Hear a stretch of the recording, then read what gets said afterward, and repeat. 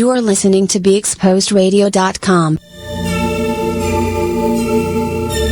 Like the one thing you always gotta remember is people gonna try to project their insecurities onto you. But you can't listen to what them niggas saying, you gotta get out here. You are listening to BeExposedRadio.com. Artist Exchange. The Artist Exchange. The Artist Exchange. The Artist Exchange. The Artist Exchange. Artist Exchange Live. The Artist Exchange. The Artist Exchange. The Artist Exchange. Starts now.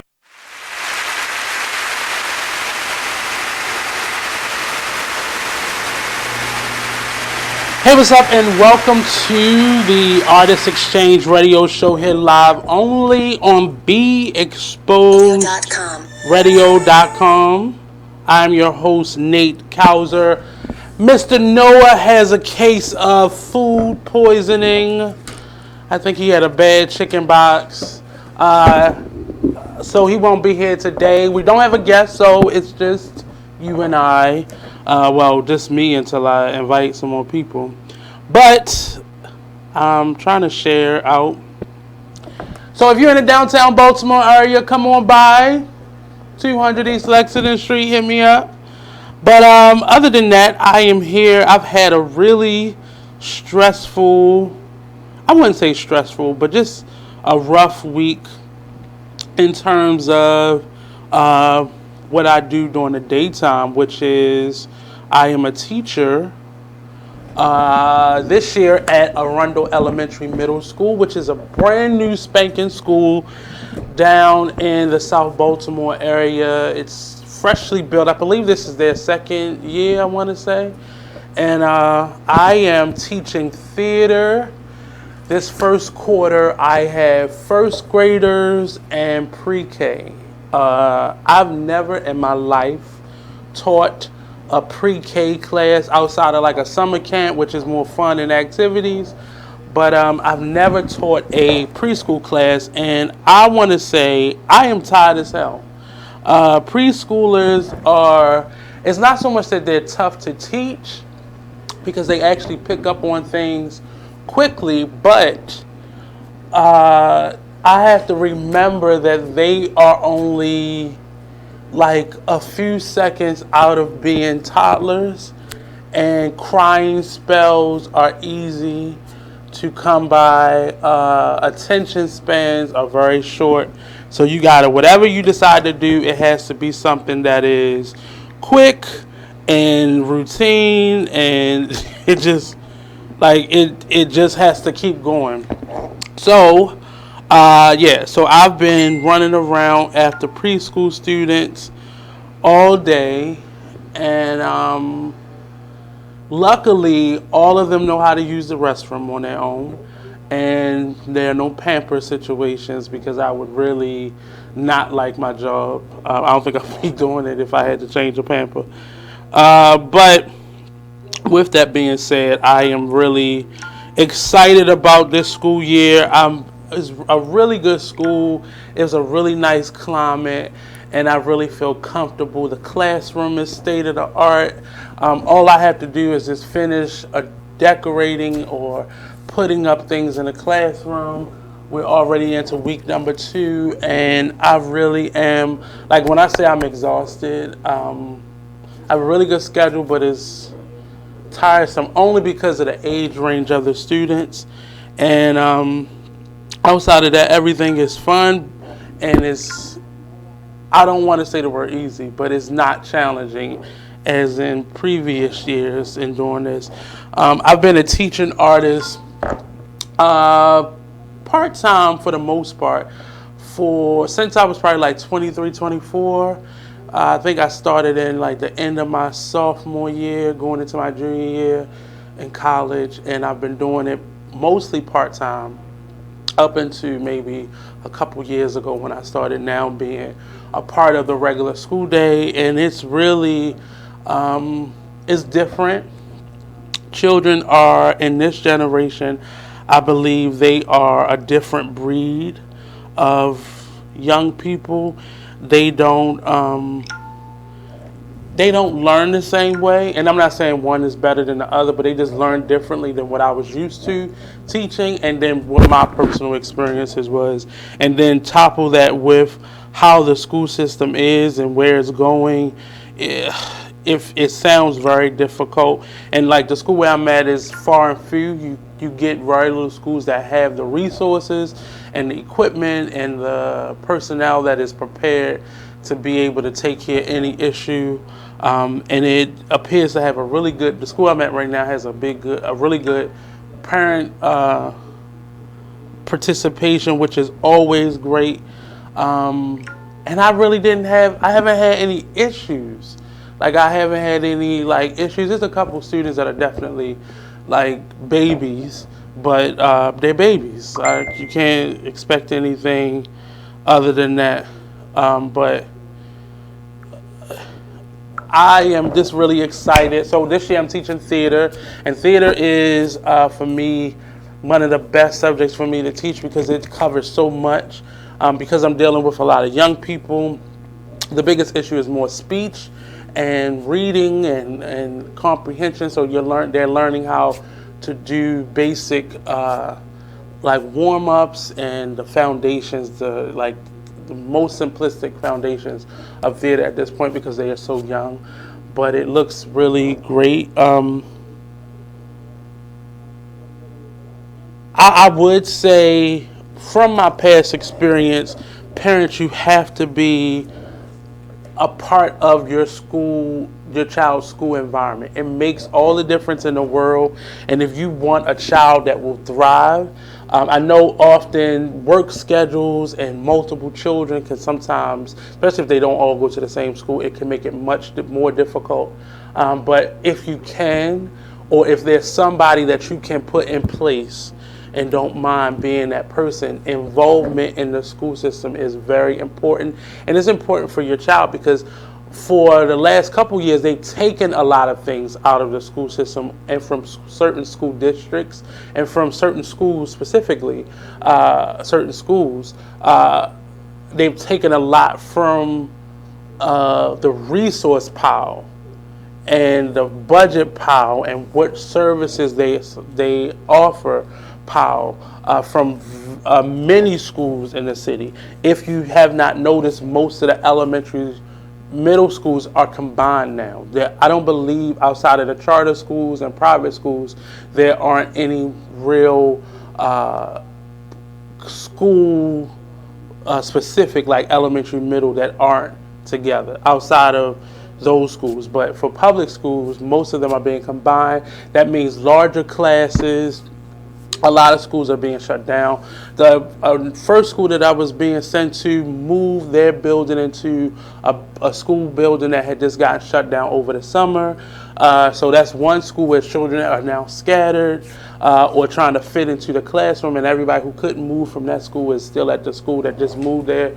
So larger classrooms, and just it feels like everything is about the bottom line. And it's sad to say the least, because I know teachers who have been doing this for a number of years who are getting out. I know a lot of teachers who just started who are choosing, after doing all that work, are choosing not to go forward with their teaching careers because it's so political. There's this large list of things you can't do. You can't say, you can't do, you can't introduce to the students, and there's this very small list of things that make it very difficult, and it feels like a monkey wrench being put into the system. And it's, it goes without saying, but it's really hard to be in a school system in today's world, outside of some of the rare schools that are going beyond what is required and finding ways to kind of let their schools and their students kind of shine in more private ways, whereas there was more private funding. That's why we had this huge jump to charter schools, because charter schools allowed us to teach our children in a way that wasn't mandated so much. And many of us can't afford to send our children, or you all can't afford to send your children to private schools or parochial schools or religious-based schools because it's just very much so expensive. Now, I'll say as somebody who went to a public school for elementary and then Catholic school for middle and high school, and then, I went to a public college, but it matters. The resources may be different. The atmosphere, the environment may be a little bit different from public schools and charter schools, but it still is the involvement that you have directly affects your child's success. Unless you just have one of those stellar children that are just extraordinarily intelligent and doesn't require much maintenance on a day-to-day basis. But if you do, it is your responsibility to either be there, and I would say sacrifice a little bit more. So maybe you don't live in a big house, you live in a small apartment until your children are a little bit older and you've saved a little bit more money. But I would say sacrifice as much as you can, not, eating or, lights or anything like that, but sacrifice a little bit more, because your child's success, which will directly benefit you at some point, it is required for you to be attentive. Now, I'm not saying go sit in a classroom. Like, my mother had the flexibility when I was in her work schedule, when I was in elementary school, to be a part of my everyday experience, and she became a teacher because of that. My mother became a school teacher because of her involvement in my education and my little sister's education, and she eventually became a regular teacher at that school. And it really just it requires for you to be active. And I say all this because I'm seeing children who are not being paid attention to. And that's by the school itself. A lot of things are slipping through the cracks, and it's not, nobody's saying anything. And then there's no parental involvement. So then this child just gets matriculated through a system, and they aren't learning. Their attention spans are like minute, so they're not really gathering any information on a secondary basis either. So sometimes a child can get by because they pick up stuff along the way, but these children aren't even picking up. They're clearly coming to school and they're not getting it, and there's nobody home reinforcing it. School education can only work if it's then being reinforced at home. So if I'm teaching about reading and we're doing some of reading assignments, if you don't read with your children at home, or require your child to do their homework, or you're not sitting down with them doing it, they're not going to retain any information. And every day they come to school, it then becomes like a refresher course all over again. And it's more children than what we think it is. I haven't heard much about this school year so far. It's still fresh, but coming off of last year, we only had 25% of our parents who had up-to-date contact information. So normally, if the parent didn't come pick up the child after school, there was no way to communicate with a parent except for via telling a child or sending something home with the child that something's wrong and somebody needs to be talked to. And this is even on the elementary level. Okay, but we're going to take a quick commercial break. We'll be right back here on the Artist Exchange Radio Show. Don't forget to tune in every Monday and Friday, 5 p.m. to 7 p.m. to the Artist Exchange Radio Show, only here on BeExposedRadio.com.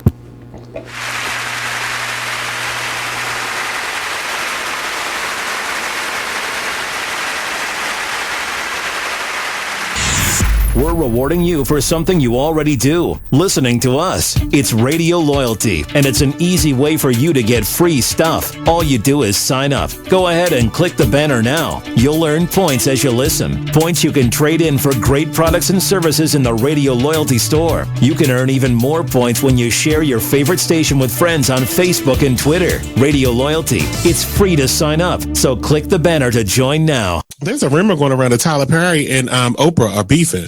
Child, let me tell you about this. Tyler, okay, told Oprah, bitch, if you don't have my money, we're going to have a problem. Ooh. Oprah said, what is the problem? Ooh. You said if I don't have your money, there was going to be a problem. So Oprah is standing her ground like, bitch, I'm in charge. Yeah, you know, you may have a $250 million studio over there that you film all your shows and movies and stuff on, but I have the empire. That's what Oprah said. Oh, these are her exact words. Allegedly. I made this up. But allegedly. I made it all up.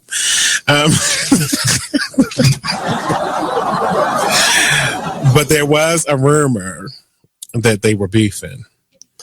But Tyler confirms that they don't have any issues. So it says it was recently reported on the rumors that was swirling that the twosome were on the outs over constructive criticism of a Perry's show. Well, I got some constructive criticism, and we can be on the outs, Tyler, and I don't give a damn because I'm going to make a promo out of this anyway and share it to your page. I need the scenes on Have and Have-Nots to be like 5% shorter, each one. I want you to watch an episode of The Young and the Restless, because this is supposed to be a soap opera. No one's dialogue on The Young and the Restless is like this. You don't have to talk about the random plant in the corner for 25 minutes on one damn scene. They talk about random plants. It was a blood stain on the floor for 5 episodes. I can't take it. We need to kick this up. I'm sorry. I love the Have and the Have-Nots, and I continue to watch it in its 5th season, but I get so mad when I can go get myself a glass of water and come back and he had just started the next sentence in his first paragraph. I can't stand it. They just want to get the point across. It's not but you don't get the point for 4 episodes. It's too much. So now, according to ET Online reports, Tyler Perry has a pre-cut and dried response to a pretty cut and dry response to the rumors about him and Oprah. Here's what he says. It's completely false. What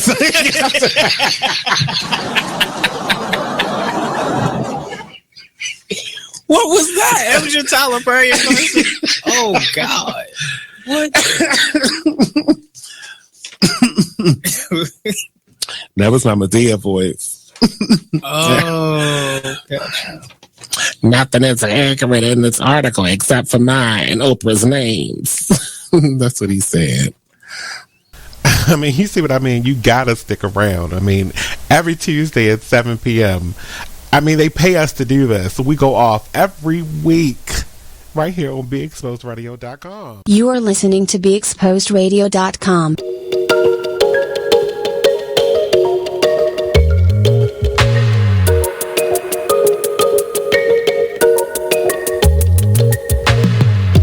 Far into this unknown to find who we really are.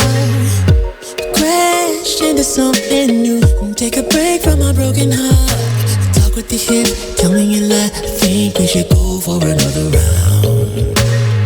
Baby, try not to say too much. Let your love come down. If you wanna rule, it's some rules you gotta live by. Live by. Stay true to your cool, make a move. Don't wait on nobody else. You are listening to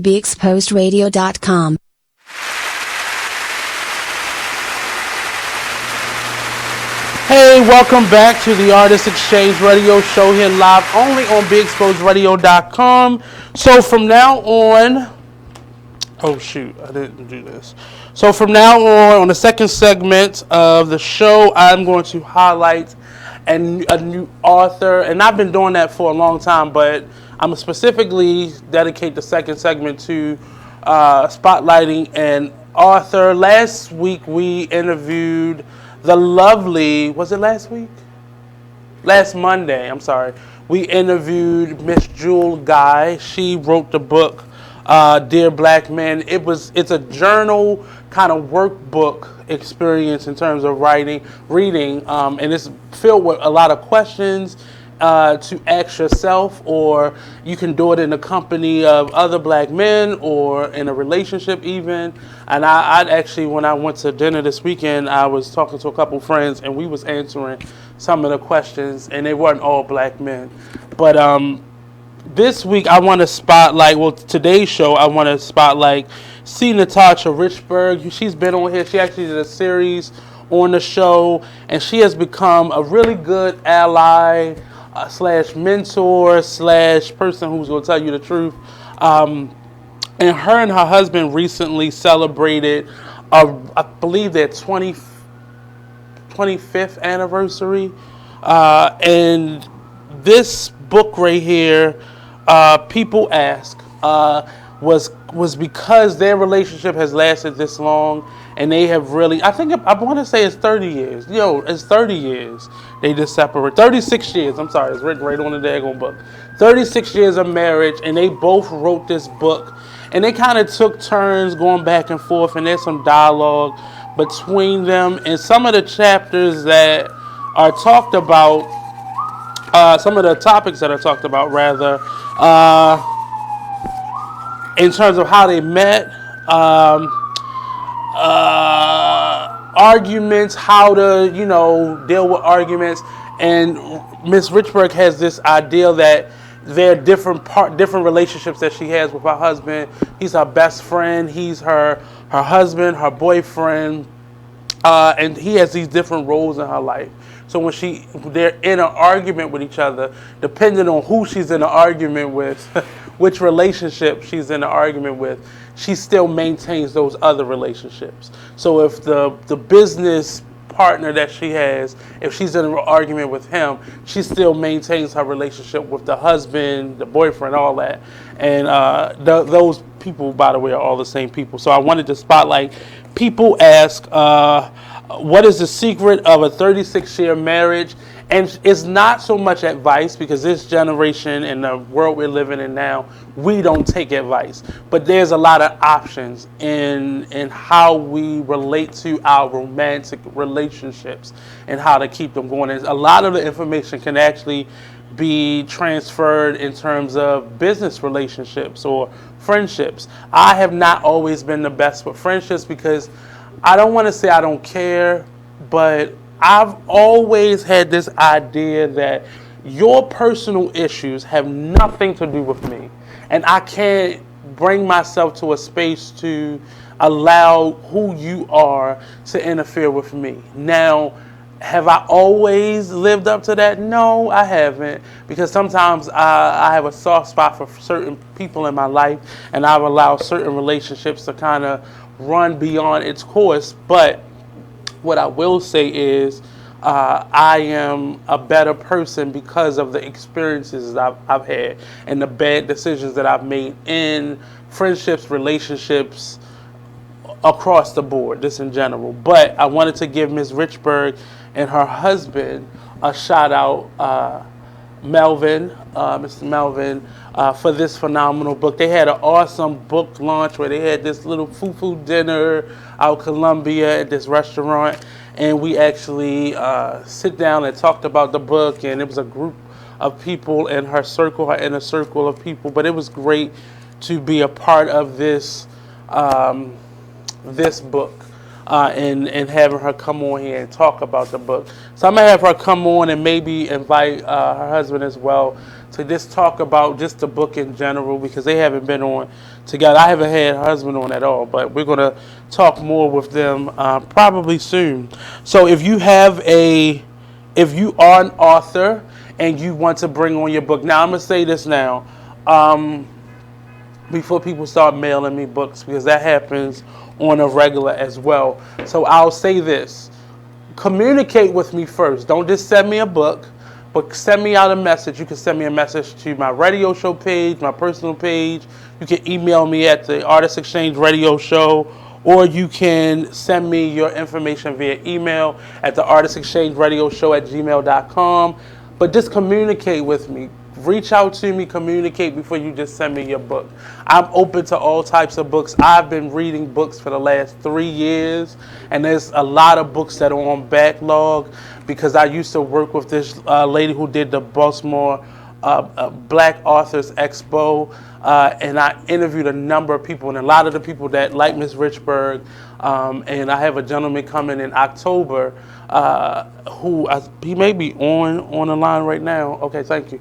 But a number of people, authors that I've met over the last couple of years, so I've been reading books, and I like to read for pleasure. So on my commute back and forth to work or in my travels, I always have a book to read. So this is the book that I'm reading right now, and hopefully it'll help me to strengthen the relationship that I'm currently in, and some of my friendships too. But it's a lot of advice and options in here for relationships in general, not just marriages or friendships, but just relationships in general. So definitely, if you pick up this book, People Ask by Natasha Richburg, see Natasha Richburg. She has a number of other books. So this book is People Ask, and that's what that one is. So this is the book for today. And every show, Monday and Friday, we're going to highlight another author. So that's going to force me to pick up my reading that much more. And it may not be a regular author that I've met. Maybe just a book that I'm reading that day. What else? So we're going to take a quick break, and we'll be back to the Artist Exchange Radio Show only on BeExposedRadio.com.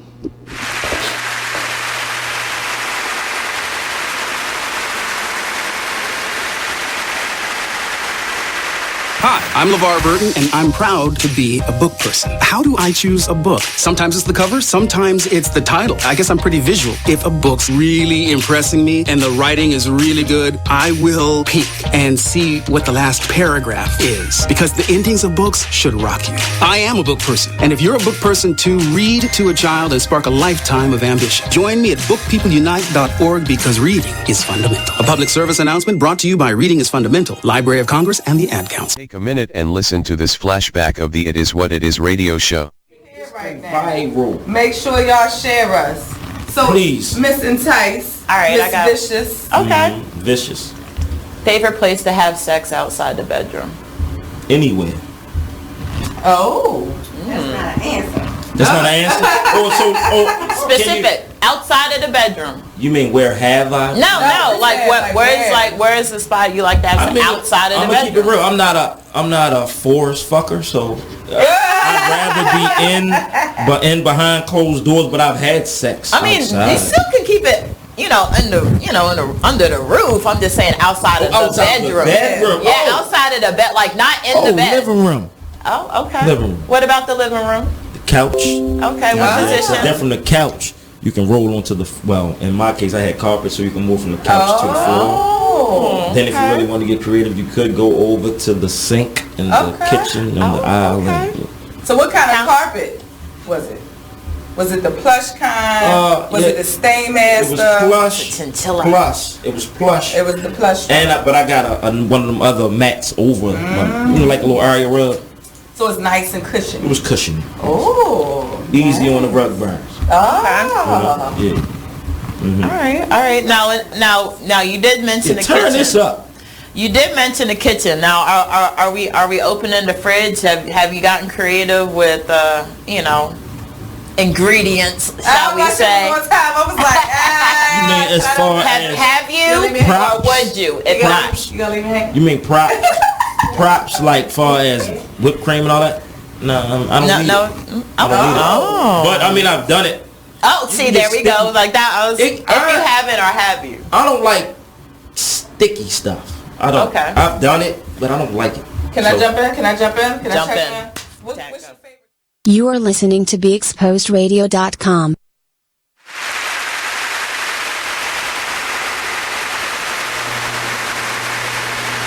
Hey, what's up? And welcome back. Welcome back to the Artist Exchange Radio Show here live only on BeExposedRadio.com. I'm your host, Nate Couser. And today we have a couple different topics. One, I introduced the book for this week, People Ask, in the second segment. So again, if you are an author, send me your book. First, communicate with me. Tell me a little bit about yourself so we can have a rapport, and then I can get your book and start reading it, and then we can invite you on for an interview. I'm still open to phone interviews, so if you live afar and you can't get here, only if you live outside of the DMV can you do a phone interview. I don't understand people. This is not a choice. Come on into the studio. We're down here at the Inner Harbor in Baltimore, right at Calvert and Lexington Street by the lovely courthouse, Mitchell Courthouse and City Hall. So come on down here in the foolishness that is downtown Baltimore and do an interview.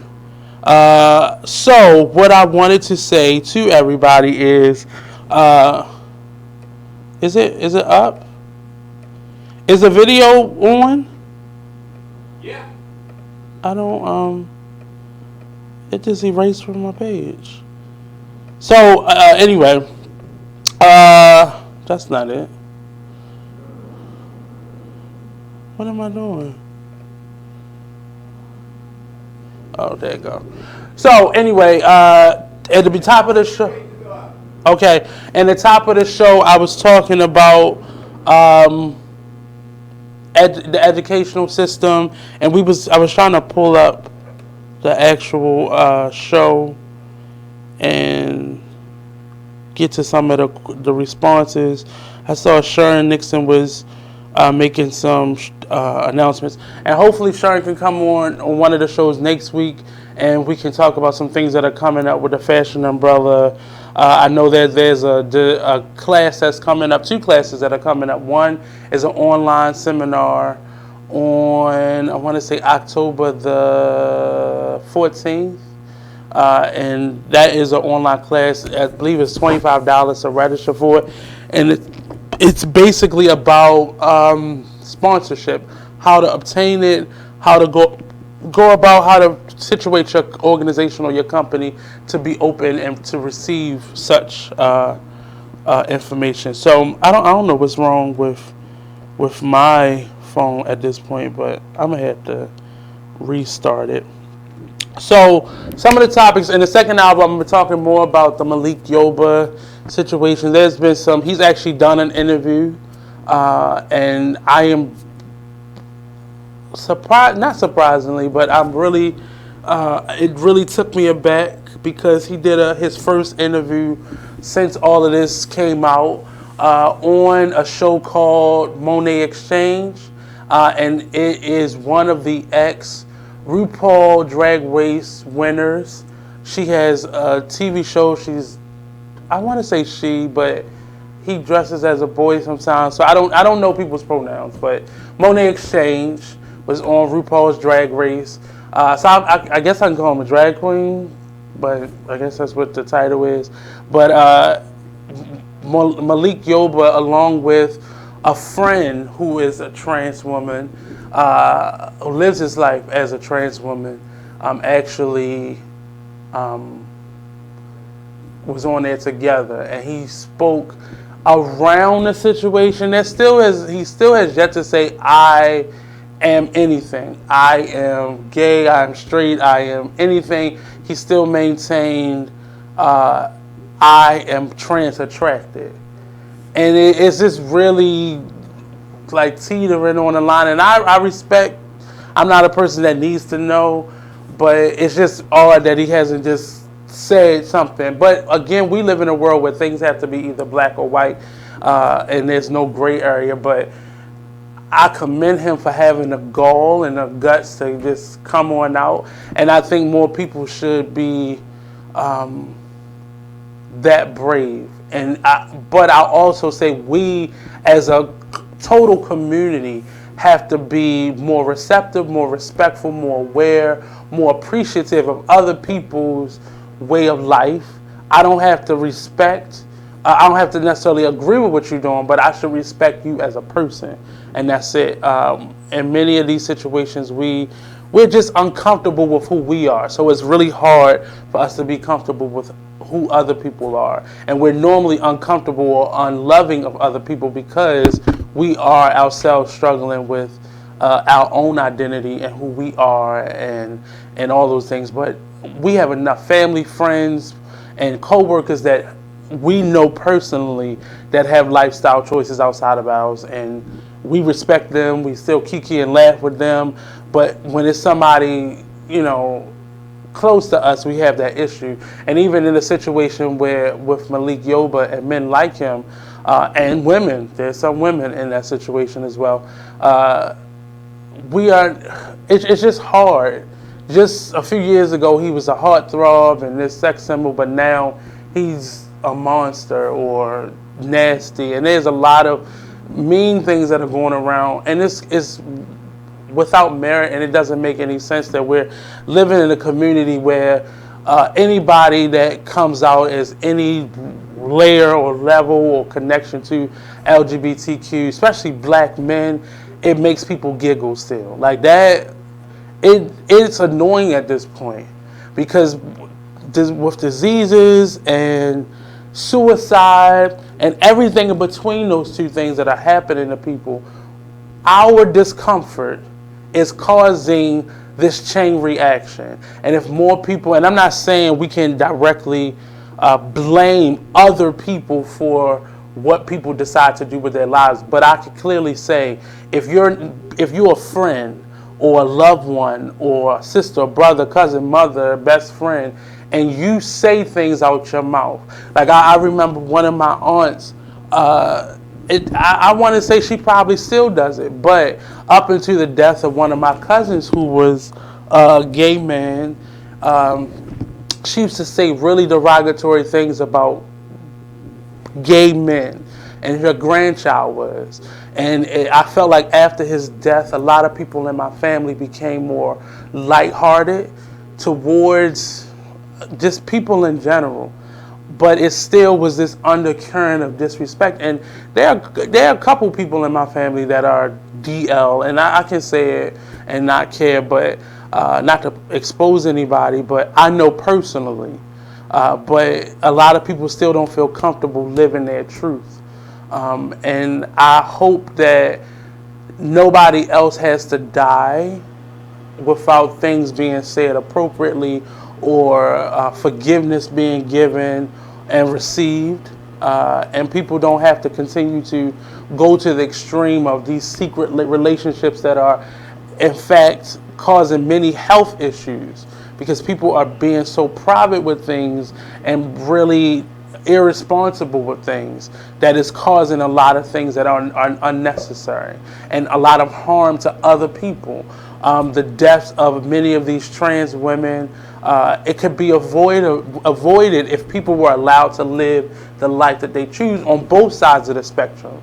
If people weren't so afraid and scared and disrespectful towards the trans community, people wouldn't have this current of anger in them that would cause them to harm of trans women. And if these men were allowed to live their lives, these quote-unquote straight men or DL men were allowed to live their lives, they wouldn't have to be DL, which means they wouldn't have to hide relationships, which means when somebody discovers them, they don't try to kill themselves and or the other person that they're in a relationship with. So there's a lot of violence that's being attacked to these issues, and I still simply don't understand it. I've read the Bible. I've gone to Catholic school for the greater portion of my childhood, and I never read one part of the Bible that spoke specifically about homosexuality. It wasn't even a word. That's not even a word for gay in the Hebrew tradition, which the Bible is written out of. But this is a man-made hate. This is a man-made issue. And despite what your sin may be, if it's considered a sin, your sin isn't no better than your neighbor's sin, than their neighbor's sin. So we have to grow in a space where we are more accepting and more loving. And accepting isn't I agree with you sleeping with whomever you're sleeping with, or whatever sin or whatever you're doing, but I respect you as a person. And in me respecting you as a person is not turning a blind eye. I don't have to be around this person, which means I don't have to say the hurtful and derogatory and disrespectful things in public places. I don't have to deny people of basic human rights. And this is beyond marriage or the whole marriage thing, but adopting children or jobs. There are many trans women who have a hard time finding a job. Or being able to keep employment, because the moment something happens, that person gets fired because the conflict happened because of who and how they identify themselves as. I've really have kept quiet on a lot of these issues. One, because it wasn't my story, and I feel like people should fight their battles, but I do see the integrity issue that I have with being able to see this and being able to understand the truths in this and not saying anything. And I think we all should take, I think Malik needs to find a better way to confront who he is and how this is happening, because it's not coming across as honest as it should be. And I'm the one who say your truth has no bearing on me.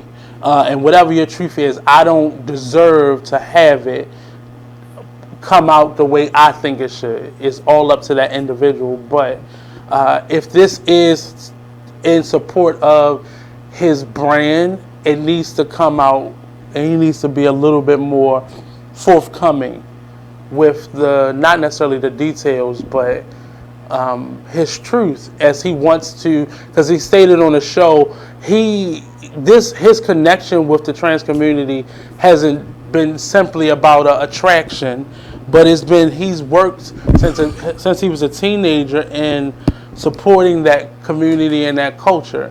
So I think him saying those things kind of opened up the door a little bit more, but the people who needed to see that didn't watch that show. So it's going to be cut up into memes and clips, and things will be taken out of content, and that's the unfortunate part. But I'm excited about the possibility of conversations, and I'm noticing people are having these hard conversations with each other in light of the Malik Yoba situation.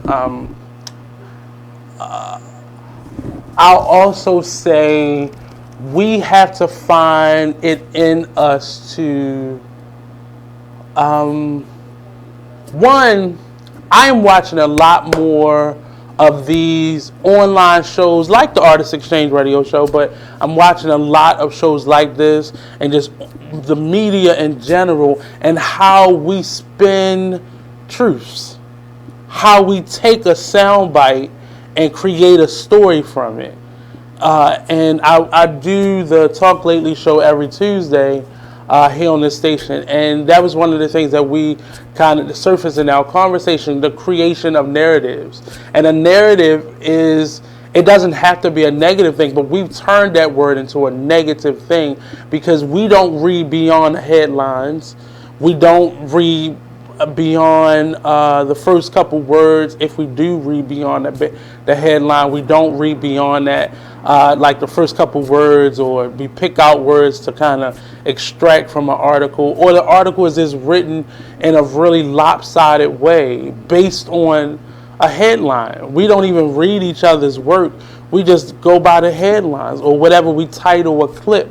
And that's why here I'm not necessarily hard or really specific about my topics, but I pick a topic that I'm not trying to garner attention. If you watch it, I would love for people to watch it. I would love for people to take heed to it, but I'm not going to put a salacious headline or topic on my shows just so people can read it, or I can tag something in it. I hate that, and I'm watching a lot of things specifically about this Malik Yoba and just the trans community in general, and it feels really bitter coming from a lot of the black women, and it feels really scared as coming from a lot of the black men.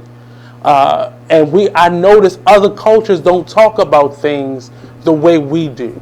It's not as much venom and as much hatred that comes with these types of topics. Not to say that other cultures accept homosexuality or LGBTQ-isms or whatever better than we do, but what I don't see is just the blatant disrespect. When you see it, it's normally from somebody that they know personally.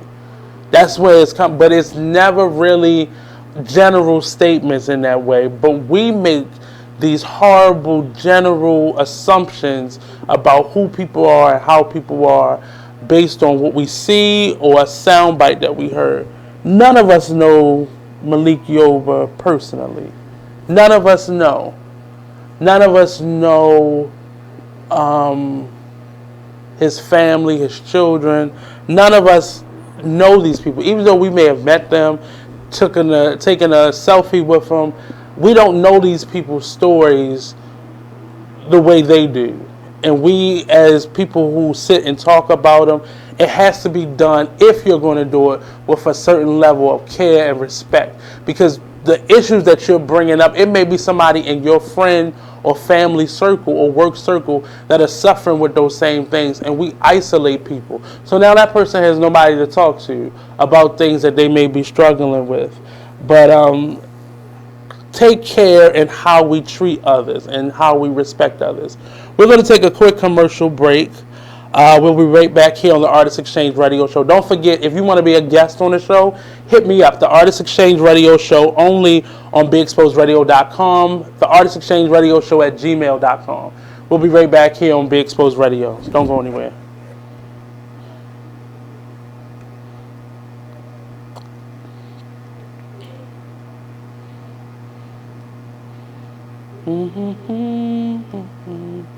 That's right.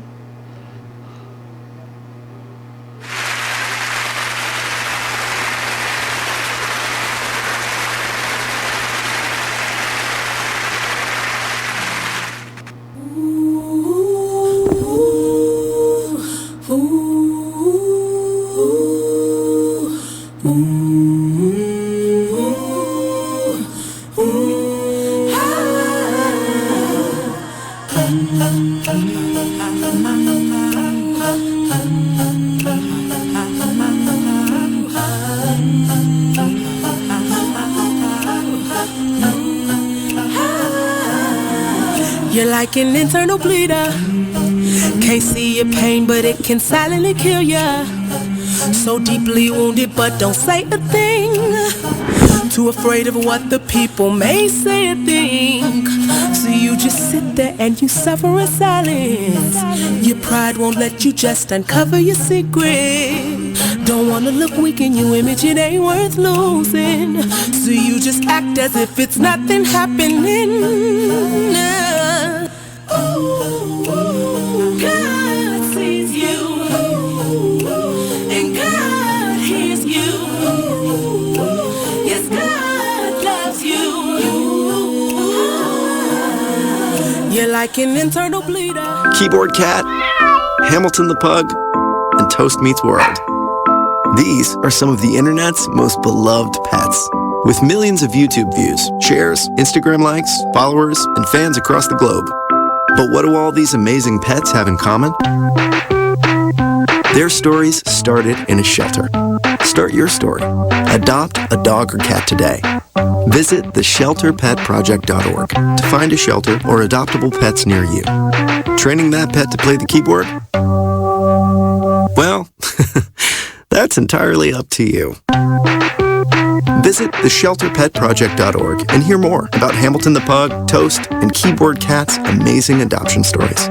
Start a story. Adopt a shelter or rescue pet today. Your perfect pet is just a click away at theshelterpetproject.org. A public service announcement brought to you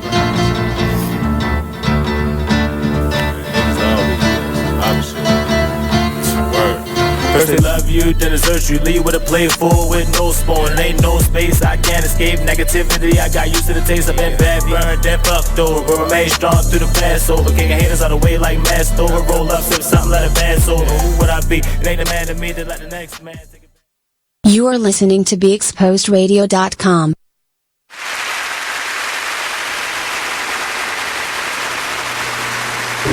Welcome back to the Artist Exchange Radio Show. Just trying to share out the show a little bit more. As we go into the second hour of the show, I wanted to bring up our topic for the day, and that is, how do you deal with truth?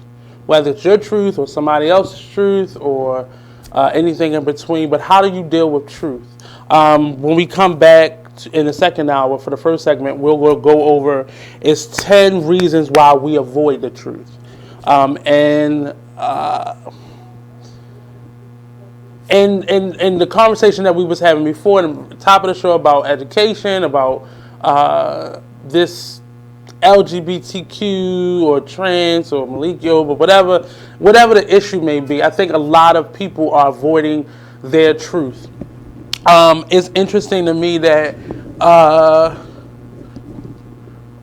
what will be interesting to me is what will happen to a lot of the men like Malik Yoba who are on that invisible list of black men in entertainment and in the sports world that are living under the radar, that people know about, that have either paid for sex or solicited certain relationships from gay, LGBTQ friendly, trans, whatever individuals. And like Malik Yoba, it was said that he was on this list of people who were known about, but people just have this code of ethics that they allegedly live by, and nobody said anything. But on the flip side, once this all came out, so it's one thing to be alleged, that could do harm and wreak havoc on certain things. But what I did notice was just the comments that were coming from it, and people were automatically, the first thing that people do is attack people's manhood and their masculinity and their validity to the black male community. But I'm just curious as to what will happen truth-wise to these other individuals that are on this list. Is it going to force them to go deeper into hiding, or will it allow people to come out? We've had, over the last couple years, a couple young black men, and I can't remember his name, Frank Ocean, and the young man, Little Nas X. I don't know any women, but because most times women can live in both worlds. But in terms of black men, and now Malik Yoba, and I'm trying to think of a few other black men. It was an athlete that came out, and he recently read an article that we'll get into as well. But just the people's truth and how we deal with it. There was a show that was, I think, produced by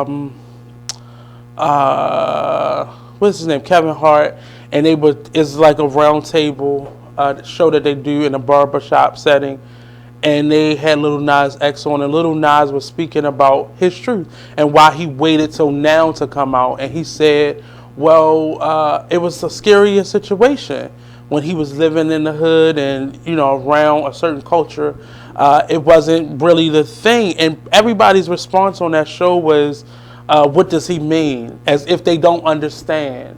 And I guess because they were all, as we would think of them as straight men, it's that pretending of you don't know what this is, or you don't know what that culture is. And I think part of it is because there are a lot of men who don't think about it. It's not their struggle. So it's, what do I have to think about? I can project this energy out, but I don't have to understand or be respectful of where it's going. And I think in watching that, watching a lot of this has upset me in a way that people don't realize what they put out there in terms of somebody else's truth, and in terms of parents that just ignore things, parents that don't ignore it but thrash it and beat it up and bash it. But just how are we respectful of other people's truths, and how do we deal with information that we get from others, and even if it's private or in a public setting, how do we deal with other people's truths? Do we laugh at it? Do we monetize it by creating content based on it, and then admonishing it or ridiculing it and allowing it to become just fodder for our likes and shares and our publicity marketing for ourselves? Like, how do we deal with other people's truths? And I'm not saying there was a time, or this era that we're living in is new, but what is happening faster. So what would have been a slow burn is now out in seconds. His Malik Yoba's kind of public service announcement came, and one day, I think it was like midday, and by maybe 2 hours later, it was already viral. And it was just a shock that this man, who we assumed was quote unquote straight, came out. And it wasn't even him coming out, he was just addressing an issue.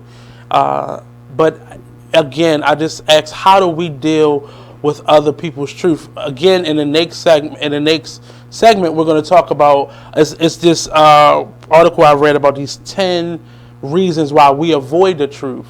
And there's more personal reasons, but I think it goes along with how we then react to other people's truths. So we're going to take another quick commercial break. We'll be right back here on the Artist Exchange Radio Show, only on BigExposedRadio.com.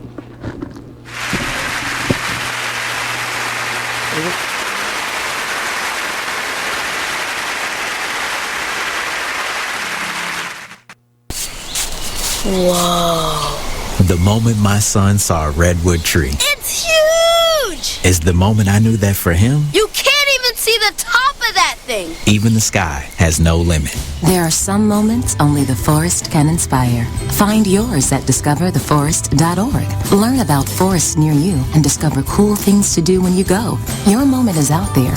Find it at discovertheforest.org. Brought to you by the U.S. Forest Service and the Ad Council.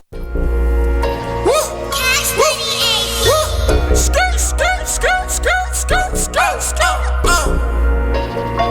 Stop, skirt, skirt, skirt, stop, stop. I be up in the way. I be up in the way. I be up in the way. I be up in the way. Running on my face. Gucci guilty on my face. I be up in the way. I be up in the way. I be up in the way. I be up in the way. I be up in the way. I be up in the way. I be up in the way. I be up in the way. I be up in the way. I be up in the way.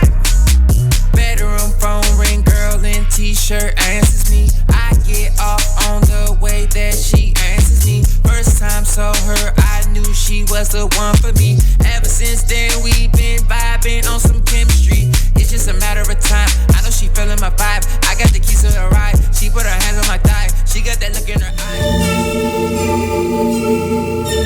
Like, the one thing you always gotta remember is people gonna try to project their insecurities onto you. But you can't listen to what them niggas saying. You gotta get out here and do your shit regardless. You gonna do what you love for the rest of your life anyway. So why not turn that shit into something? Be a man of everything you say. This shit bigger than me, man. Like, yeah, I'm good and all that, but you know what I mean? I ain't shit without y'all. So no matter what you up to, go hard. Don't matter. Can you imagine how I really having nothing is? Stomach growling, you ain't got no food in the fridge. Surviving on a jail diet of water and bread. No father figure, that's cause my father did. Mom's bringing different niggas in and out the crib. No money, so you seen it's less than all your friends. But it a joke because your mother was a My name is Ruth Rusi. I'm a retired teacher. I'm 91 years old and this is how I live united. I say retired, but not really. Once a week, I read books to children as part of United Way's education program. Reading to a child creates links between language and literacy. It creates a bond between grown-up and child. And believe it or not, it prepares them. You are listening to BeExposedRadio.com.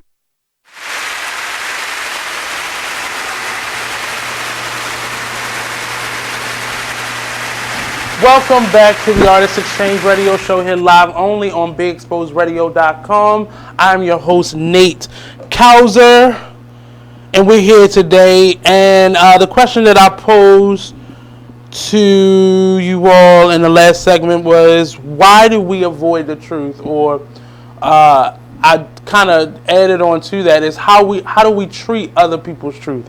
But I was reading this article about a week or so ago, and it talked about 10 reasons why we avoid the truth.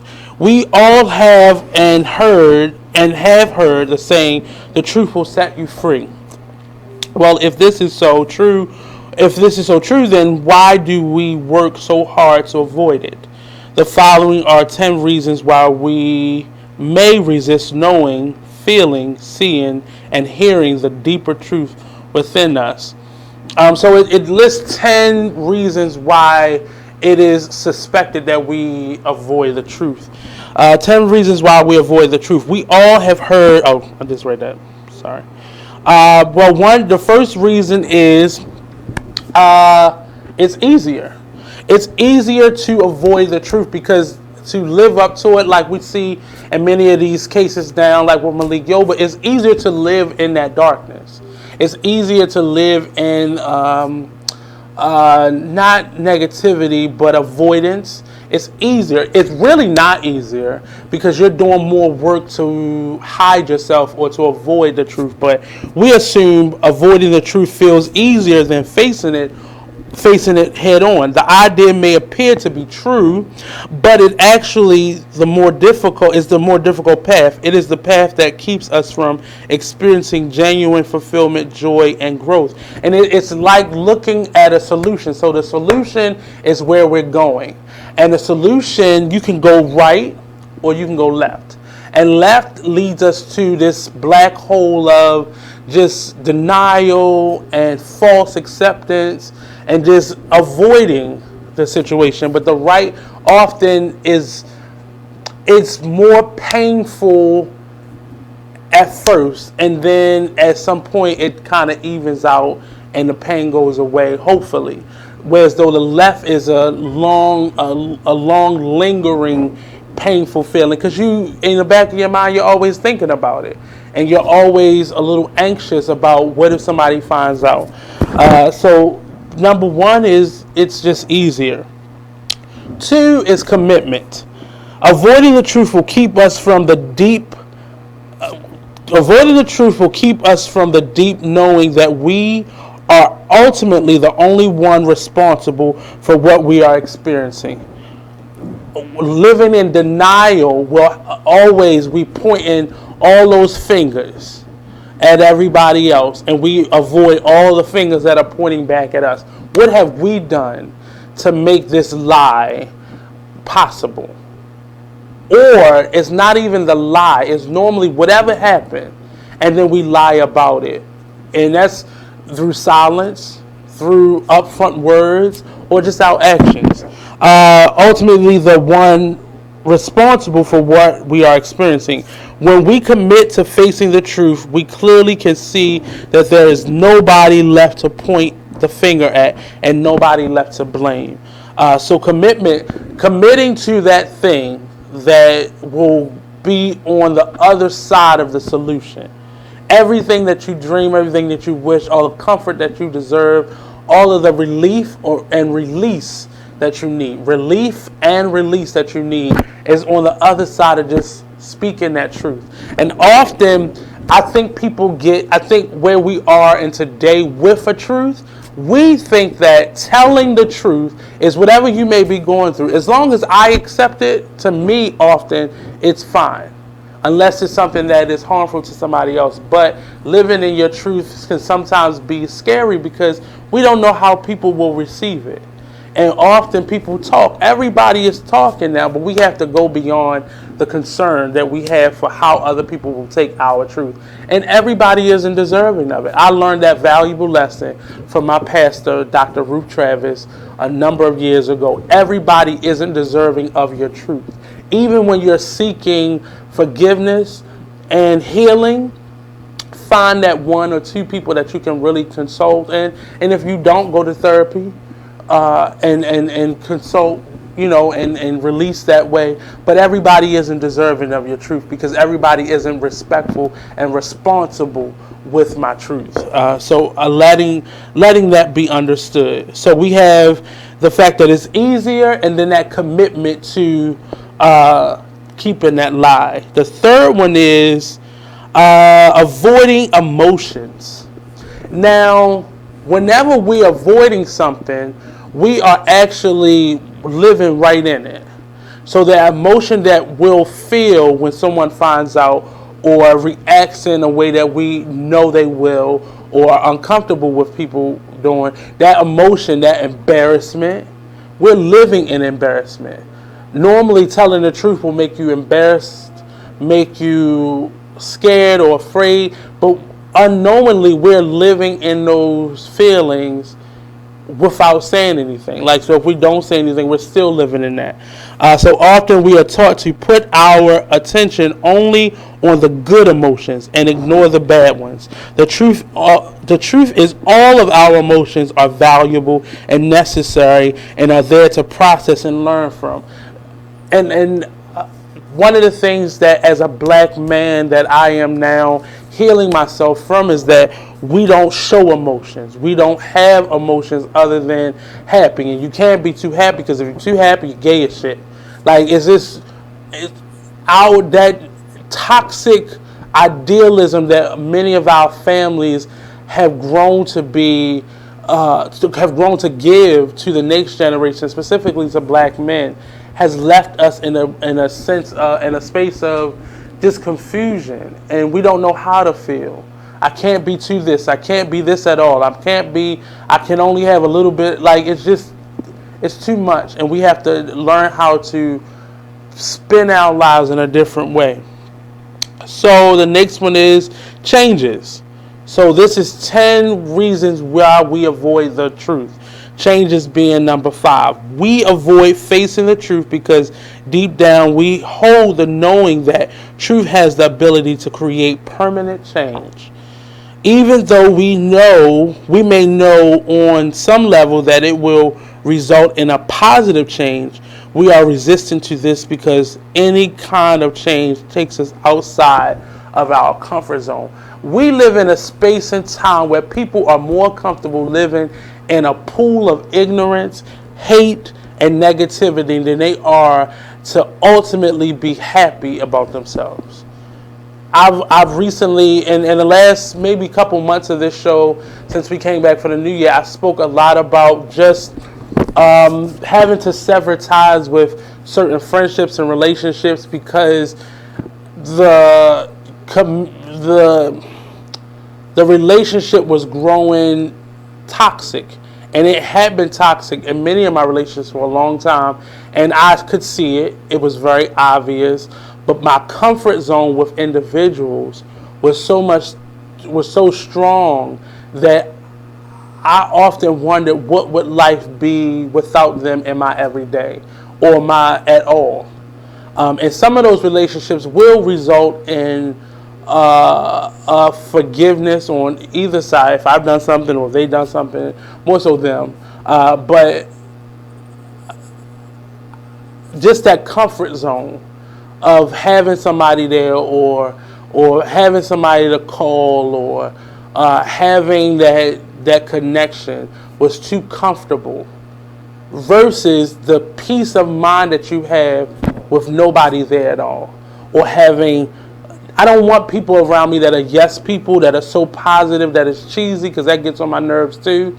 But I want people that are going to be real around me, not people that are just seeking to draw from my energy and draw from where I'm at. So one of the reasons, and this one was the most truthful for me, was that changes part. It is more comfortable to live in that confusion than it is to live in the what ifs. Because even if we know it's going to be release and relief on the other side, just that transition period, I believe, is the change that we're most uncomfortable with, the actual changing. We often don't really realize how good it could be, and if we do, it's just that change period. What if people stop talking about me? What if people start talking about me? What if people don't like me anymore? What if period, that transition is killing a lot of us. The next one is the ego. Facing the truth has the ability to shatter everything we have ever believed about who we thought we were. This means we must have the willingness and the courage to go within and redefine and recreate who we are, and from the inside out. This can be deathly frightening to the ego. So the ego goes along with the last one, changes. We often don't want the responsibility of cleaning up our own mess. And I'll read this one again. The ego says, facing the truth has the ability to shatter everything we have ever believed about who we thought we were. This means we must have the willingness and the courage to go within and redefine and recreate who we are from the inside out. This is, for me, the hardest part, and I'll save the last few for the next segment or so. But this part, the ego, and that idea of facing the truth has the ability to shatter everything we have believed about who we thought we were. That idea of living that lie and being comfortable, as all other steps, being comfortable in that lie, feeling comfort in that lie, making the lie our reality, and avoiding the truth by all means. And I did that in so many of my relationships. And I don't talk about it because I feel like, so many people have done me so wrong. The truth may be in that, but the inability that I had to change my environment, change my connections, change my involvement, change my personal feelings, really left me in a space of just discomfort and just not having the ability to grow and mature and make my own decisions for me, not including anybody else's outcome, and just redefining who I was. We have the ability to change our mind at any time. If I'm not comfortable, if I no longer like this Nate, I can change. I can change the outcome of what I am right now, simply by just changing environments, changing some habits, changing some truths that I've been holding on to, and just letting go of things. I spent the greater portion of all of my childhood and some of my adulthood just hating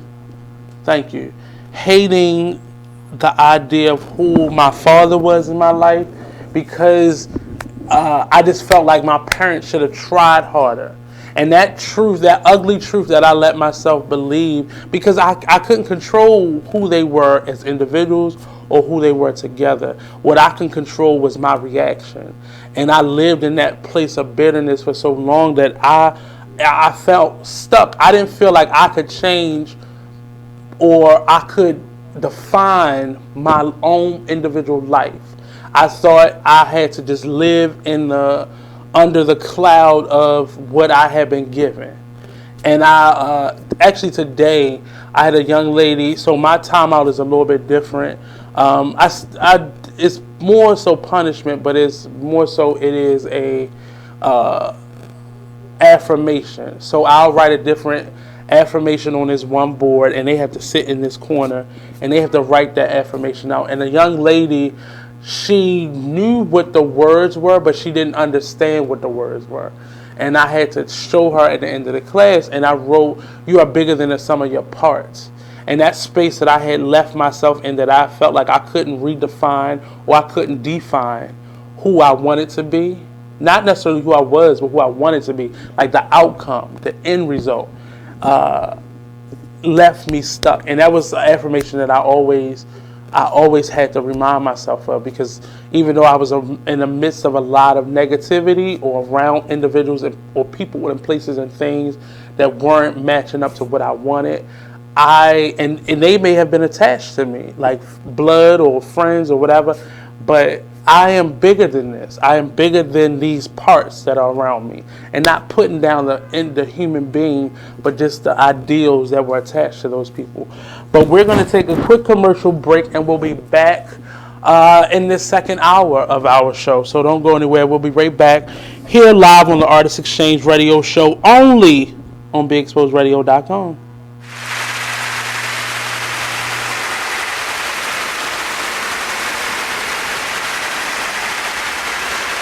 Exchange Radio Show every Friday 7 p.m. to 9 p.m. every Saturday 12 p.m. to 2 p.m. Real artist, real talk, real live on BeExposedRadio.com. I was meeting with a friend yesterday, and I've gotten to the point where don't ask me a question, because the truth is going to come out. And exactly. Just don't do it. If you ain't looking for the truth, don't come to me. Don't do it, because I can't hold my tongue. And she wants to be this stylist, boutique, but you're not doing anything in that nature, and I can't take you seriously if you're not doing those things. And I understood why people didn't take me seriously, because I found myself in somebody else's lane. I was good at what I was doing and what I wanted to be, but I wasn't doing it for me. So how can I ask you to take me seriously if I'm living in somebody else's shoes? And nobody can do what you do, and I think that that's a big problem that people face now. Like, you see what somebody else is doing and you want to do that when that's not your lane. That's not your lane. That's not what you're supposed to be doing. But it's popular, it's getting that person money, it's getting that person applause. Oh, I want applause. I want money. Let me stand over here behind them. And then a lot of times people aren't honest with themselves either. Like, I was thinking earlier today, I've been woke for almost 2 days, so so you get honesty, yes. And I was thinking, like, the Artist Exchange Radio Show.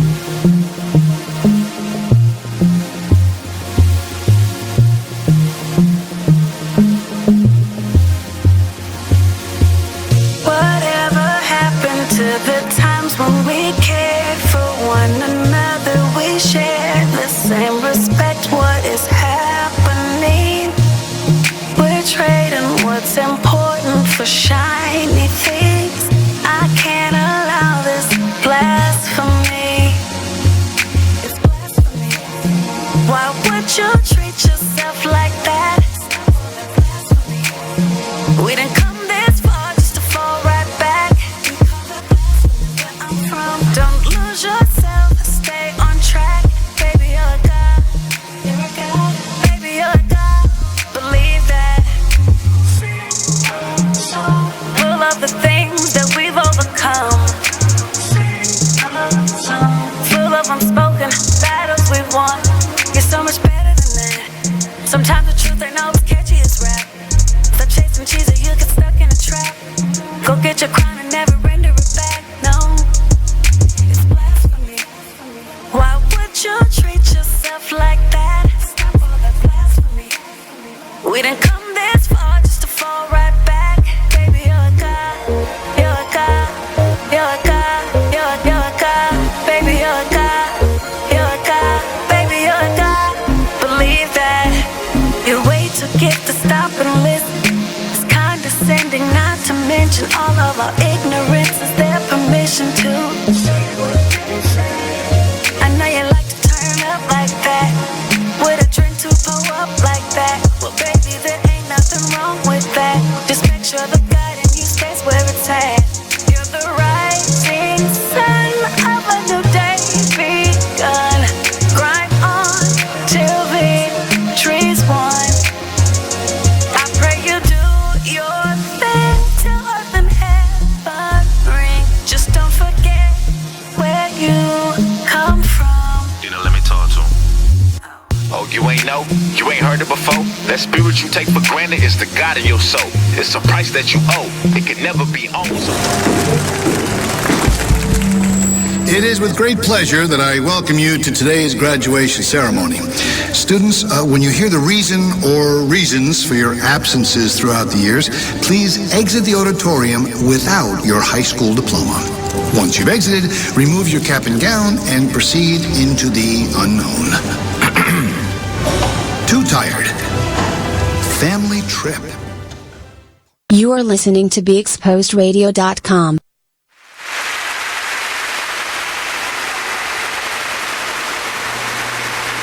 Hello and welcome back to the Artist Exchange Radio Show, and we're talking about 10 reasons why we avoid the truth. Let me click back on it. And the first couple of ones that we talked about, 10 reasons why we avoid the truth. It was easier. It's easier to live in that lie than it is to live in the truth. And is actually the reverse. It's much easier to live in the truth than it is in a lie. It's just harder up front.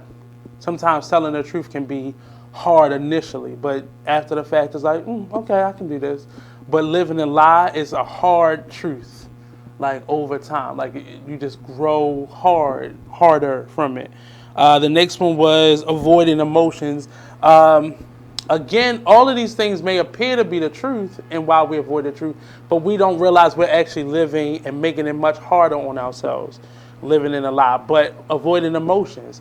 It's easier for me to avoid the confrontation than it is for me to just stay back and live in that dark space. The next one was changes. People are creatures of habit, and we just don't like change. I'm one of the people. I hate when things change on me. But eventually I get used to it, and I grow I'm adaptable. But that change period is a beast. The next one and the last time we talked about before we went to break was the ego. Dealing with self. And I'm going to read that one more time. Facing the truth has the ability to shatter everything we have ever believed about who we thought we were. This means we must have the willingness and the courage to go within and redefine, recreate, and just redetermine who we are from the inside out. This can be definitely frightening to our ego. The next one is letting go. Facing the truth often requires letting go of everything that keeps us limited, and the idea of letting go can feel extremely scary because we don't know what is waiting on the other side. This is where we must trust that what's waiting for us is always for our highest good. And this one, again, is connected to ego. Like, just letting go and that idea of the grass being greener. Some of us have been burnt by that, but the idea of just letting go, like quit that job or get rid of that relationship or stop calling that person, stop accepting their calls, stop showing up at this one group. Like, stop doing those things that hurt us. But sometimes we're so invested in it that it's hard for us to let go. Even if we keep lying to ourselves and finding meaning in it, let it go. I've learned to let things go lately, and I'll say the last year I've learned to let things go. Things don't mean the same to me. I've lost a whole bag of luggage that devastated me on a trip, and then guess what? I lived without it. You know, I didn't have that favorite pair of boots or them favorite pair of jeans, but guess what? I lived without it. You know, I probably wouldn't have it right now. Like, I probably would have slowly let go of those pieces, but it was a big duffel bag of clothes, and I let it go. It hurt me to let it go, but, oh, it hurt. But you just have to let things go. If it don't fit, if it don't make you comfortable, if it don't make you better, let it go. So letting go is one of the reasons why we avoid the truth. The letting go period. Discomfort. Facing the truth will often result in us recovering aspects of ourselves that initially may cause us tremendous discomfort. We will discover that we have been hiding these parts of ourselves due to the fear of what others may think of us. The truth is, these are the very parts of ourselves that will set us free. And I remember having a conversation with somebody who I recently lost, Miss Diane Kane. I remember having a conversation with her one day after church. She was taking me home, and I had confided in her some things that I was dealing with in terms of friends and relationships and dating and she told me the discomfort is often, more comfortable to us than letting go. And we just talked about letting go. But that discomfort is more agonizing and is more hurtful to us to let go of something because we feel like we're doing something wrong to that person or to that thing or to that institution. Because it's not always a person. It could be a workplace environment. It could be a group of friends. It could be an activity that we like. It could be a business that we started. Something that is choking the life out of us. We will continue to lay there and let it leave us lifeless and affect our energy, all those things. So discomfort, I'll read that one more time. Facing the truth will often result in us uncovering aspects of ourselves that initially may cause us tremendous discomfort. We will discover that we have been hiding these parts of ourselves due to fear of what others may think of us. And sometimes it's that strength in us. And we, once we get over that hump, we realize how resilient we are, how easy it is for us to let go of things and not let things crowd us. But we're going to finish. I think we have two more actually. Well, we on discomfort. We have one more. No, it's two more. We'll get back to that. We're going to take a quick commercial break. We'll be right back here on the Artist Exchange Radio Show, only on BeExposedRadio.com.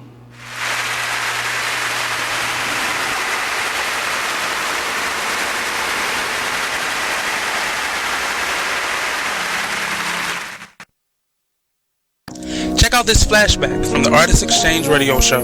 That's the biggest thing, is just empowerment. Just get off of the begging line. Just be proud and just get our pride and our dignity back, because as a child, we're taught how to go and beg for a job. Our parents, they literally taught us how to make sure you pull your pants up. Me, I'm 6'7", so I'm a bigger man. I was always taught how to not be threatening or intimidate people when I go into different interviews or different scenarios. And so we're literally taught how to condition ourselves, condition our speech, everything in order to go and beg these people for a job, because we know when we walk in the door, I have to tear down 10 stereotypes before I get past hello. So we need to eliminate that. And we need to eliminate that, and the way that we do that is employing ourselves and employing our brothers and sisters. And so that's our mission, is group economics, uplift ourselves, because I can't empower anyone until I empower myself, and change from just being willing, because it's in my heart and my passion to see my people succeed and see us do better and change the social order, because I know that we are not supposed to be on bottom. I understand who I was. I know I didn't fall out of the sky and land on a plantation. So when you have knowledge of self and you know who you are and what you come from, it's frustrating more than anything to see us in this position. Tune into the Artist Exchange every Friday 7 p.m. to 9 p.m. every Saturday 12 p.m. to 2 p.m. live on Be Exposed Radio. Long live Pop. Y'all can go ahead and cry now. I'm gonna show these niggas what to do with one of your beats, man.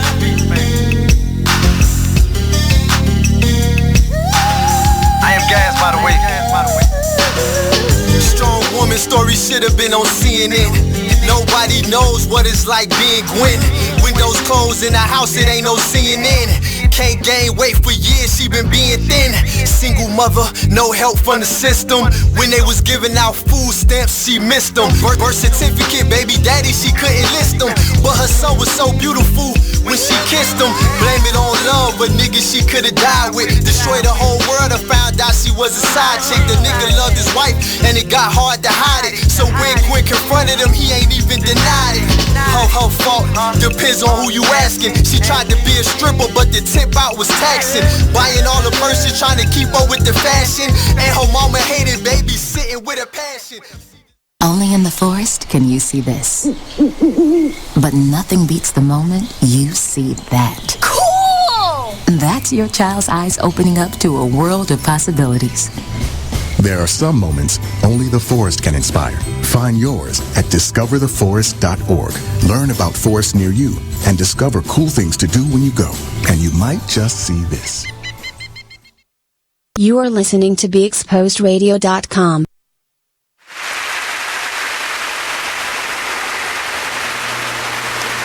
Welcome back to the Artist Exchange Radio Show here live only on BeExposedRadio.com, and I am your host, Mr. Couser, and I am here.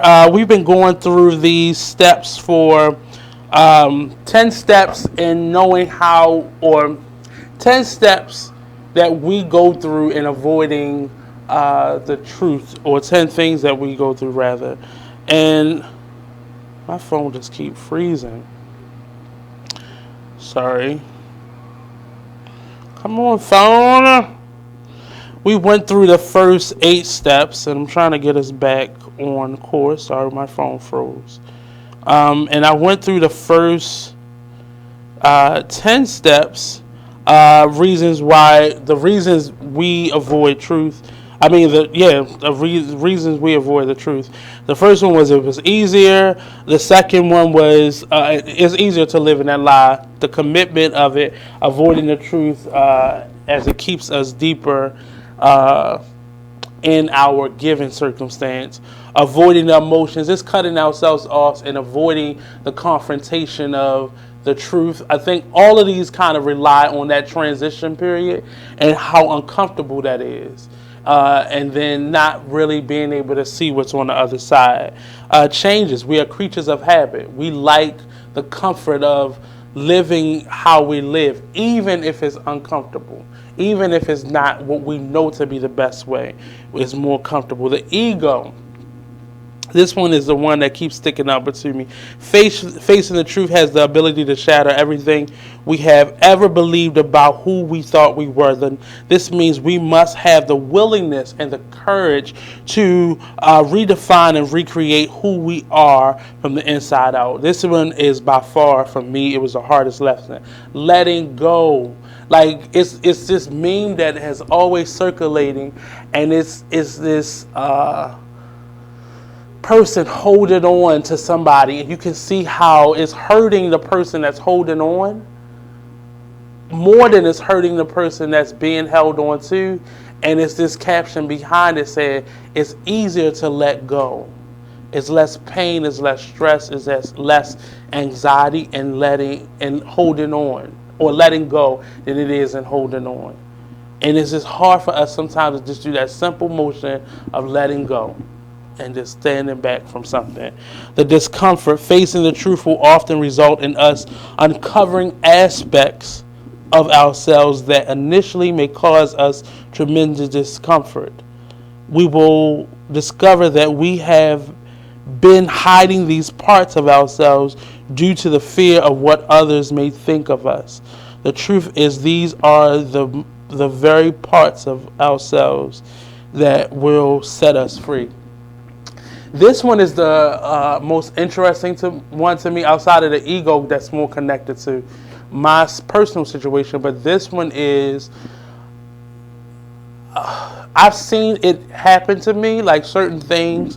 It could be something simple as the way I dress, or the way I carry myself, or the way I react, or the way I respond, or just the fearlessness I have in doing things now, and not worrying about the eyes that are on me. And I used to always think those things didn't affect me, But I allowed those things to happen within my academic career, and me allowing professors and individuals that were in charge of nurturing my potential, I allowed them to define who I was. And the moment I let myself be who I was and who I had been destined to be, I noticed a lot of them backed off from me, so I didn't have that support anymore. And I've noticed that just in people in general, the moment I stopped saying yes and just submitting myself to the process of others without realizing I was damaging me, I was much more comfortable. So discomfort is definitely a part of that.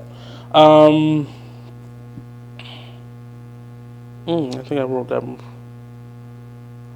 Hard choices. So we have 2 more left, and that's hard choices. I think I added to the same one twice. Hard choices. Facing the truth means we have to make hard choices. These choices may feel risky to the ego, but they are certainly safe and exciting to the soul. The scarier the choice feels, the more likely we are headed in the direction of truth. This one, how often has this one come up to me? Facing the facts, that means facing the truth means we will have to make hard choices. These choices may feel risky to the ego, but they are certainly safe and exciting to the soul. The scarier the choice feels, the more likely we are headed in the right direction. I think I've never been afraid of, I've lived as an artist, so not working a regular job is scary to the greater majority of regular people, but I've seen to make it work for me.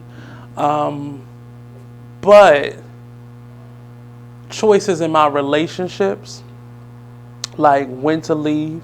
I used to always jokingly say I'm a person that stays too long at the party. I normally get there early and I leave late. And that's the truth in my relationship. The choices that I made, like what would happen? Like I'm not gonna have anybody to call late night. I'm not gonna have anybody to pick up the phone and just talk to.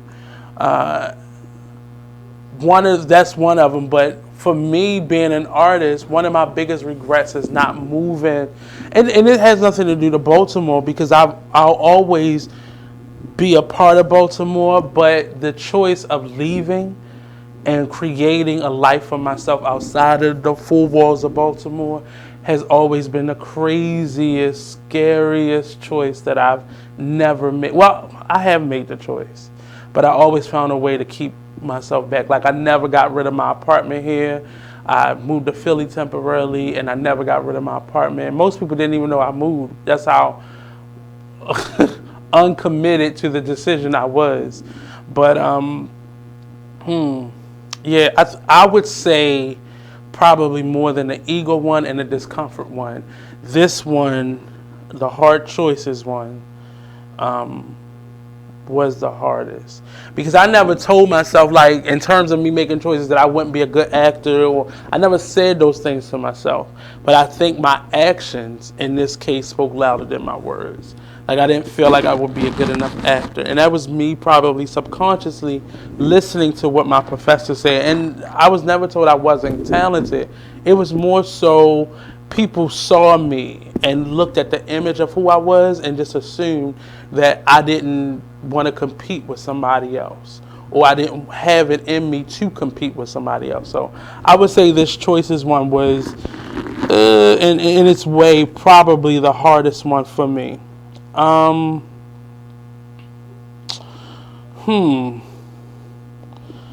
last one is about freedom, and it says, facing the truth leaves us with an abundance of freedom. And it's facing the truth. An abundance of freedom, and freedom can initially be perceived as extremely overwhelming. In truth, this freedom leaves us with the knowing of who we really are. And when we know who we really are, we get to use this freedom in our very own unique and creative way. There will be of high service to the world, and that this is all, and that is, I'm sorry, let me start over again. And that is all this world needs, your truth-filled service to humanity. There was this thing that happened to me in college. I went to a small HBCU, a really small HBCU, and I felt the need to help out all the other people that went to my school because I was one of the ones who chose to go outside the four walls of the campus and explore my creativity that way. We were told not to do that, but I did it anyway. And a lot of the people who I went to school with did not choose that path. So they were left with, well, once I leave here, I'm not going to really be, on a roster. So there's not going to be anybody necessarily giving us choices. And I saw that happening. I already could see it happening within the university. But one of the things that did happen was I began to live for other people. So I felt this false sense of I had to have somebody with me at all times on a project or doing some certain types of creative work. So even just starting a business. And I didn't feel like necessarily, it wasn't so much that I didn't feel like I could do it by myself. I knew I could. But I felt the need to bring somebody along. And in that, it often cost me more because either that person didn't do what they were supposed to do, so the whole project was scrapped, or it just costs more. Like, if this job got $5,000, now I only get $2,500 of it. And it wasn't about being stingy or sharing. It was more so, if I would have stuck to doing things how I do things and doing things the right way often, I would have saved myself a lot of money. I wouldn't have had the relationships that crashed the way they did because I put a lot of pressure on people who didn't want what I wanted. So the freedom to just be me has been, it's been scary because being me requires things that aren't typical for, say, a black artist like myself. Some of the decisions that I made, some people just not comfortable living from gig to gig or putting a bunch of different gigs together to make a living. I know a lot of artists that are in my position, they don't want to be a teaching artist. That takes them away from the passion that they have. And for me, it fuels me. It gives me that drive to then go out and do more. But it also forces me to be more organized. And so these 10 have really meant a lot. And when I read the article, it really stuck out to me what my truth was. It forced me to think more about what my truth was and what I wanted that narrative of my truth to be. And not so much faking it, but really honestly looking at what I wanted my story to be and kind of trying to figure out what that means to me consistently. So how am I living in my truth? How am I making sure and maintaining and creating that maintenance process for my truth and my goals and my dreams and just stand the course of that truth? And what it has helped me with is helping me, all these people that I'm connected with, helping me to identify my role in them telling me their truth. Not everybody needs you to create a solution for them. Some people just need you to listen. Not everybody needs you to listen. Some people need for you to do it for them, and that ain't where I'm at. So me defining my purpose in every relationship that I have has helped me to redefine, because I'm not trying to save anybody or rescue someone, but I have a purpose here, and this is what my purpose is. Even if it's just like a work relationship, what is the not personal, but what is the purpose for this relationship? It could be just work. Whatever work requires, that's what our relationship is. And I've had to define that because I gave everybody this huge room for growth in my purpose with them. And no, not everybody is deserving of that, and that's tiresome. So these 10 truths are on the Artist Exchange Radio Show's page. You can read it there, and it really will help you kind of ask some questions to yourself. So if you go through one by one, if you just read through them and then go by one, it'll kind of help you to understand where you are, because that's kind of what I did. It kind of helped me to understand where I am and what I still needed to do and what I can check off the list. So the Artist Exchange Radio Show, as I say, every show is a platform for artists and entrepreneurs and community leaders to come and share their stories. This is a storytelling platform on a one-on-one basis where I get to sit down with individuals and really get to the bottom of, or the spaces in their journey. And you can come on here and promote who you are and what you want to do, but I really want people to come on and share who they are. I tell a lot of my guests, we are living in a space where money is tight. $10 means a lot to people, more so than what it meant to them years ago. $10 means the same thing that $10 meant when you was 10. Like, that was everything. And that may be extreme for some people, but it is the truth in the life of other people. And it really has, with money being that tight right now, you have to really sell yourself in a way that is authentic, that is without too many bumps and curves where people got to do too much work to be with you or follow you or support you. And when you can clearly and directly connect with somebody. Gone is the time where you can be this mysterious artist. No, people want to know what your bedroom look like. And we have to find ways to be able to give creatively our supporters what they need, but we have to still set those boundaries. And here on the Artist Exchange, I really am here, thank you, to just support individuals and artists in whatever creative works that they may be in, and tell you my truth. Like, I think for a long time I have allowed people to create their narrative about me, and when people find out that I'm human like they are, I've hurt a lot of feelings in the last couple of years, because no, I'm not perfect, no, I'm not superhuman, but I'm a person nonetheless. But we have one more segment left, and I'm gonna wrap up everything, but we're gonna take a quick commercial break. We'll be right back here on the Artist Exchange Radio Show, only on BigExposedRadio.com.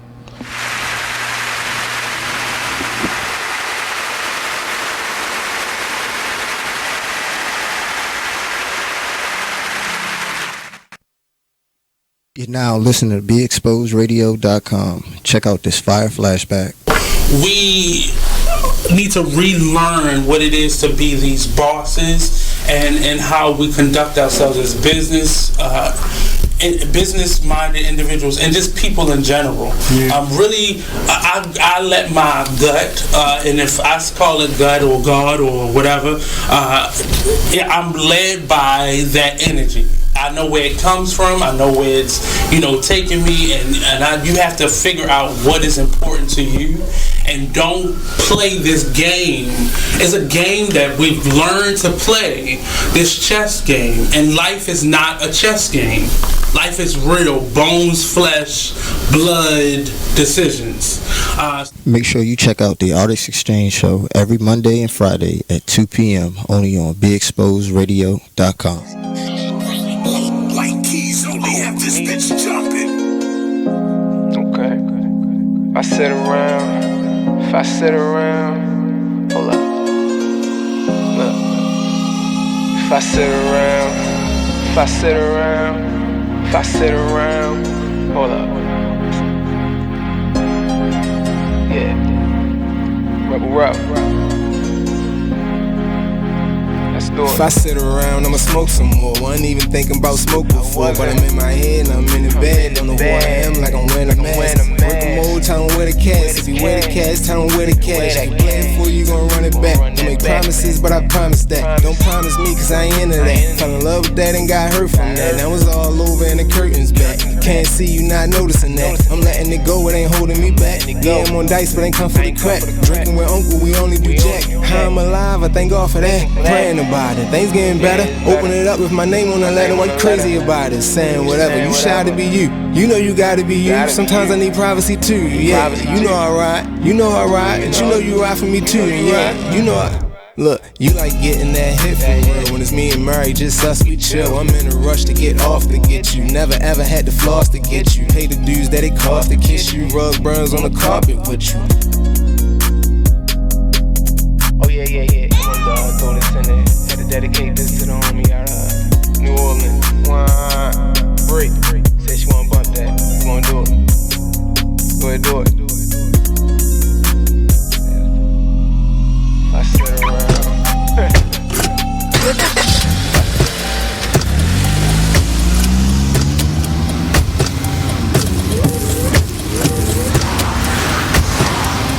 Driving has a rhythm all its own.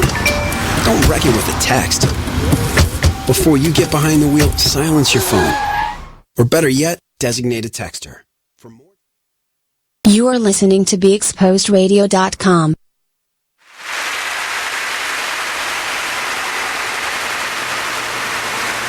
Welcome back to the last segment of the Artist Exchange Radio Show here live only on BeExposedRadio.com. I'm your host, Nate Couser.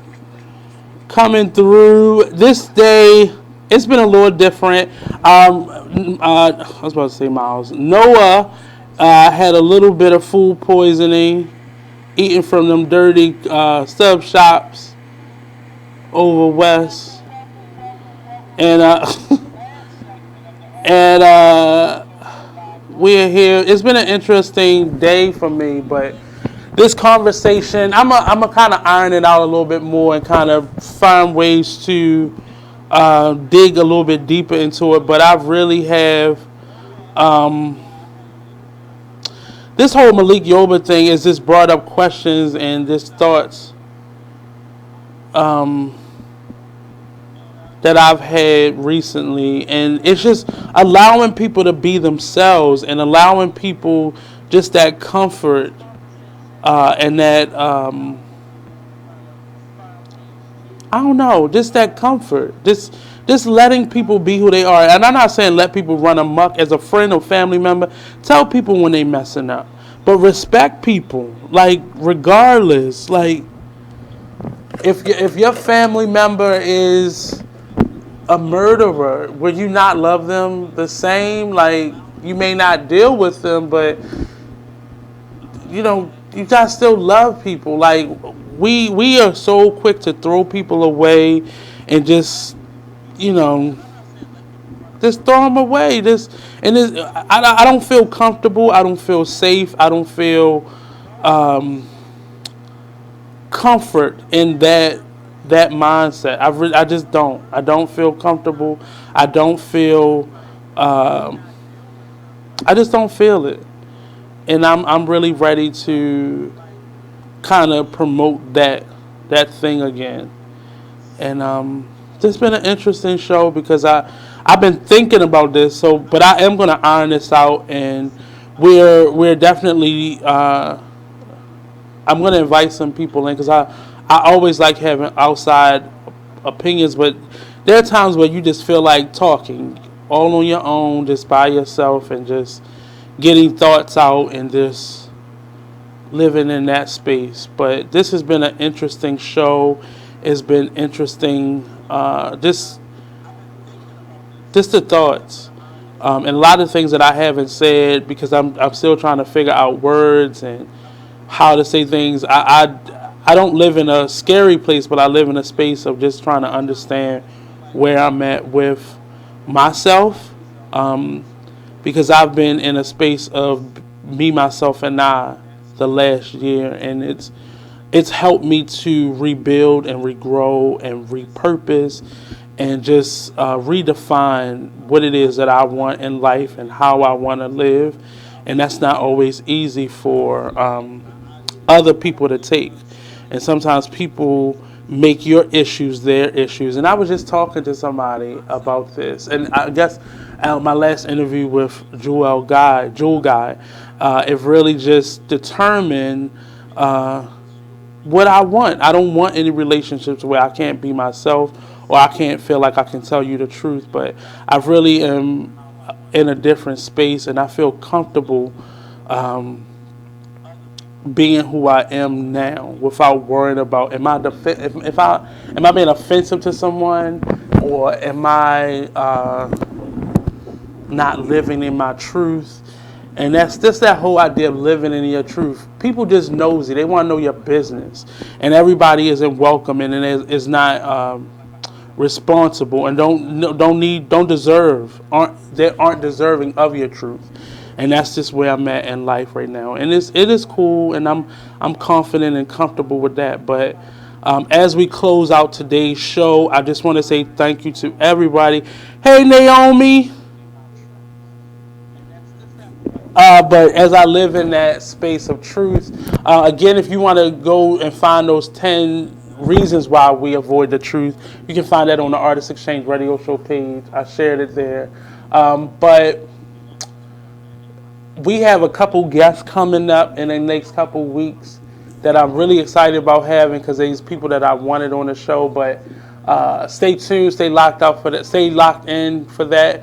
Go to the Artist Exchange Radio Show page, like the page. You'll get a notification whenever I go live. Also, if you have a show idea, if you have a show and you're looking for a new home for it, or if you always thought about doing radio and want to find an open door to do it, I'm welcoming you to the Be Exposed family. We'll be having an open house in October. I've been trying to fight against it, but I think we got to do it in a different way this time. Everybody can't be in your home, but we need to have an event that kind of welcomes people into the space and get to know us. But we'll be having an open house shortly, and if you're interested in having your own show, definitely stay tuned, stay locked in for more information on that. You can go to the Be Exposed Radio page or the website, www.beexposedradio.com, for more information. Cocktail Social won't be joining us this week. They'll be back next Friday. But the next show up at 9 o'clock will be It Is What It Is radio show with Tyree and his colorful bunch of folks. So stay tuned and stay locked in for that. And this has been the Artist Exchange Radio Show. If you want to be a guest on the show, you can go to my Facebook page, my Instagram page, or you can email me directly at the artistexchangeradioshow@gmail.com. My phone number's there, so you can reach out to me. Come on, send me your information. This has been the Artist Exchange Radio Show with me, your host, Nate Couser. Again, we'll be back next Monday, same time, 5 p.m. to 7 p.m. Mondays and Fridays, Eastern Standard Time, only on BeExposedRadio.com. Peace out.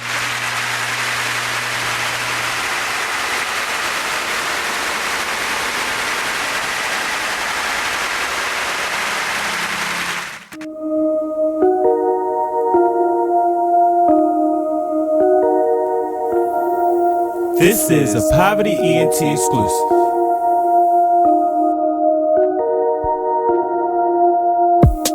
Next stop, Texaco. Strapped up, you already know. Fuck niggas hate, that's how it goes. Bros with me, yeah, it's time to go.